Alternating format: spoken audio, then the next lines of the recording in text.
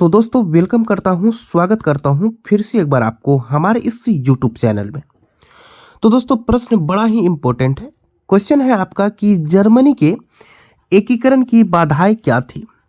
मतलब ये हो गया कि जर्मनी को जो है एकजुट होने में, मतलब एक साथ होने में, एक तरफ होने में जो है क्या बाधाएं थी, क्या दिक्कत थी जो कि जर्मनी का एकीकरण नहीं हो पा रहा था, एक साथ नहीं हो पा रहा था। क्योंकि उस समय जर्मनी जो है बहुत सारे छोटे बड़े राज्यों में विभाजित था, जिसको एकजुट करने में, एकीकरण करने में बहुत ज़्यादा दिक्कत हो रहा था। आखिर वो दिक्कत क्या क्या थी जिसकी वजह से जर्मनी का एकीकरण नहीं हो पा रहा था, बहुत ही ज़्यादा बाधाएं थी। तो चलिए बढ़ते हैं उत्तर की ओर। देखिए उत्तर का कहना है कि जर्मनी के एकीकरण के निम्नलिखित बाधाएं थी। मतलब नीचे जो लिखा गया है यही सब बाधाएं थी जिसकी वजह से जर्मनी का एकीकरण नहीं हो पा रहा था। जिसमें कि पहला कारण है कि जर्मनी का लगभग 300 छोटे बड़े राज्यों में खंडित का होना।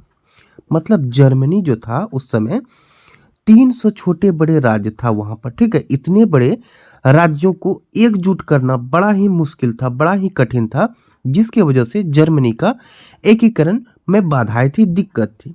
इसीलिए बोला गया जर्मनी का लगभग 300 छोटे बड़े राज्यों में खंडित का होना, ठीक है।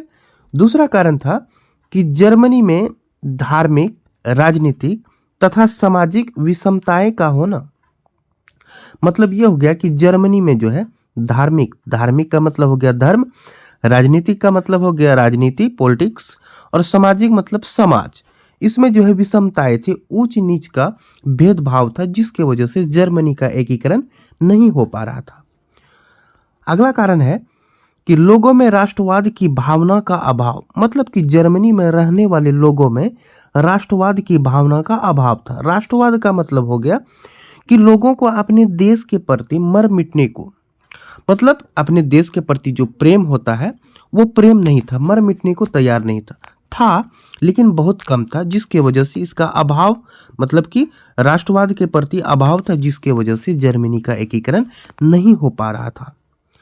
और अंतिम है कि शक्तिशाली राज्य पर्सा। उस समय जो है शक्तिशाली राज्य कौन सा था? पर्सा द्वारा अन्य राज्यों पर प्रभाव बनाए रखना। उस समय जो है पर्सा जो था बहुत सारे राज्यों पर अपना प्रभाव बनाए रखा था, जिसकी वजह से जर्मनी का एकीकरण नहीं हो पा रहा था। तो दोस्तों यहाँ पर हमारा वीडियो खत्म होता है। वीडियो देखने के लिए आपका बहुत बहुत धन्यवाद।